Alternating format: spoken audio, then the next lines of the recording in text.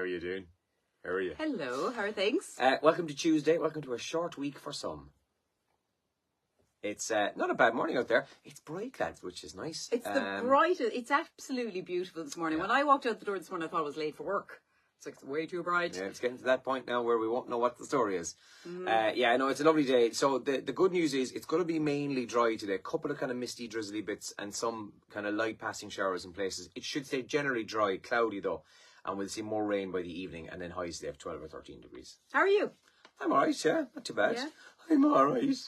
You were at the ladies' game on St. Patrick's Day. They hammered me. Yeah. I was at that game. I've actually got, I'll tell you about this on the radio, but I have a funny story for you. That has nothing to do with the game itself, but I think you'll enjoy it. You'll get a kick out of this. But yeah, I was at the game, and you're right. Kerry were class. Meath were poor, and they destroyed them.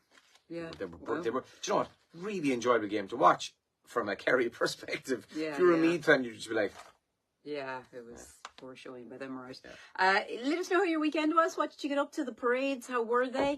What were you at? Who did you see? And all the rest. You can get in touch with us once the show starts. Favourite float? Favourite float, yeah. You like floats when you were a kid, as a fizzy drink with ice cream. I think if you told kids nowadays about floats, they'd be just like, that is disgusting. That's disgusting. Yeah. They were good, weren't they? Speaking of parade floats, as opposed to the one we're talking I know that's what you meant. No, I know that. But when you mentioned about liking them as a kid, I remember being in the Cork City parade and like, you know the way that like, the parades were bad, the parade would pass you or whatever. But there was always, I used to be terrified when I was about 6 or 7 of these.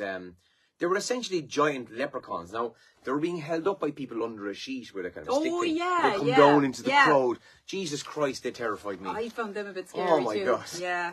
I think we talked about it before. I used to be scared of the Moorbegs. Oh yeah. They're a bit, there's something similar about same freaky heads. Druidy feel. Yeah. Freaky heads. So we'd love to know how your weekend was and how was the parade or the celebrations for St. Patrick's in your area. Now, the Irish Examiner today, what's in the papers, leading with a very sad photograph taken in Gaza in the past couple of days. Palestinians flee the area after Israel bombardment in central Gaza City yesterday. Gaza is now described as the greatest open-air graveyard, said one EU official.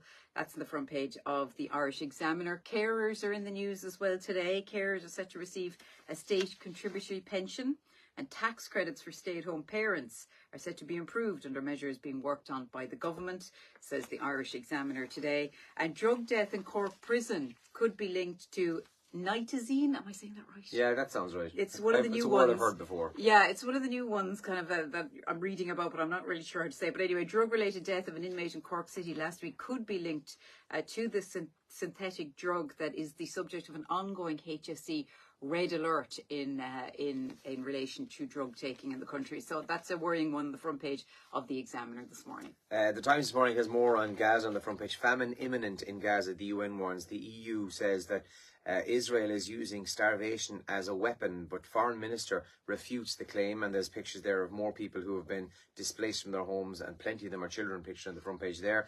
And Defence Force generals want Garda salaries. Senior military officers here in Ireland want their pay linked to top Garda or top Garda or civil service grades, says the Times this morning.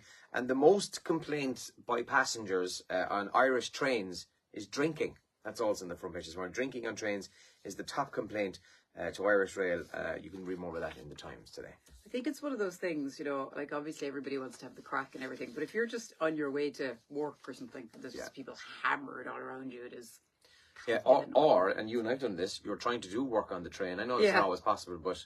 And then you've got somebody alongside you who is absolutely upside down. Yeah. There's just a big gang. They're just like, singing out like that. That is super annoying. On the front page of the Star today, the death of Pierce McCauley, who's been found dead in his Strabane home, convicted Garda killer, former IRA man. Pierce McCauley found dead at his home. Reported yesterday he was in his late 50s. He had been jailed for his involvement, of course, in a botched robbery in which Garda Jerry McCabe was shot dead in 1996 in Adair, of course. So that's on the front page of the Star today.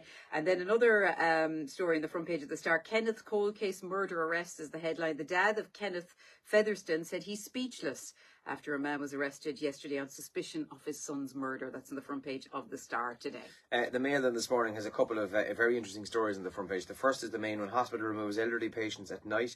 5 elderly patients were removed from their beds in one night at the most overcrowded hospital in the country, despite HSE insisting it's not policy to do so. That was at the University Hospital in Limerick. 10 rules scientists say that are key to a good night's sleep is also inside.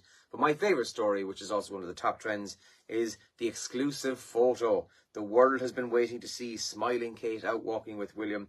And of course now people have jumped on and said, but it's not her.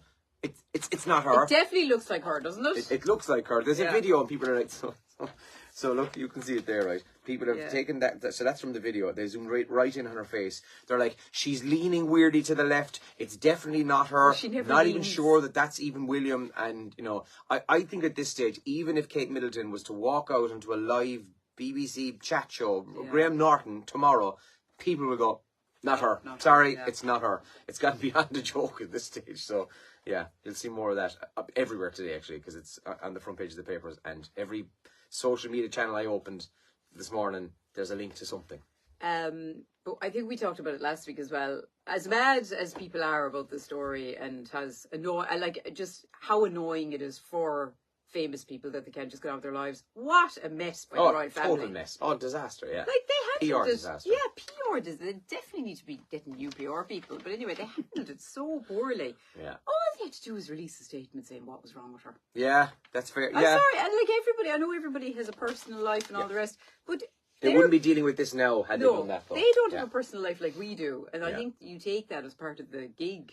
Yeah, I think they needed to just say what was going on. Yeah, and you see the thing is as well as, you know, when they've said she went to hospital for abdominal surgery, which of course is absolutely her business, but the problem is because it's not specified. There's all the conspiracy theories then. Yeah. You're right though. It's an absolute PR nightmare, yeah. That's what's trending actually on X at the moment. A load of people chatting about Kate and indeed William and that video of them walking at a farm shop, I think it was, yesterday. St. Patrick's Day is trending as well. Lots of people still chatting about what was going on. And of course, the weather was brilliant for St. Patrick's Day for once. Yeah. You called that early last week. Thanks very much. Yeah. It's his responsibility. I'm that guy now. Yeah. I won't take any more credit though, because Evelyn Cusack, I could be in her crosshairs. Yeah, I'd love to be. It was met here. Nina Carberry's trending this morning. So the story, it's in a couple of the papers today. Nina Carberry is set to run for the European elections for Fine Gael. That's also trending this morning. And Liverpool, their quadruple hopes are gone. I can't remember why. What was that on the weekend again? Oh, I don't know. It'll come back to me. No, I can't remember. Whatever it was, but it'll come back to me. But anyway, their quadruple hopes are gone. Was wondering why Nina Carberry was doing so much media. Yeah. Like, I was kind of like, what's going on there? I know she was on Dancing with the Stars last year, wasn't it? Yeah, and she was one of the Ireland's Fittest Family coaches. She's written a children's book, you know, all this kind of stuff. But even for those things, she was doing a lot of press. And now it all makes sense. Yeah. Get the name and the face out there, absolutely. Right, so we got to go. We've got a busy show coming up between 7 and 9 on Radio Kerry. Do join us for that. You can leave a comment here or text or WhatsApp us now. We're on 083 300 3300. Have a good day. Have a good one, guys. Bye-bye. Bye. Thanks for the coffee, then. Welcome.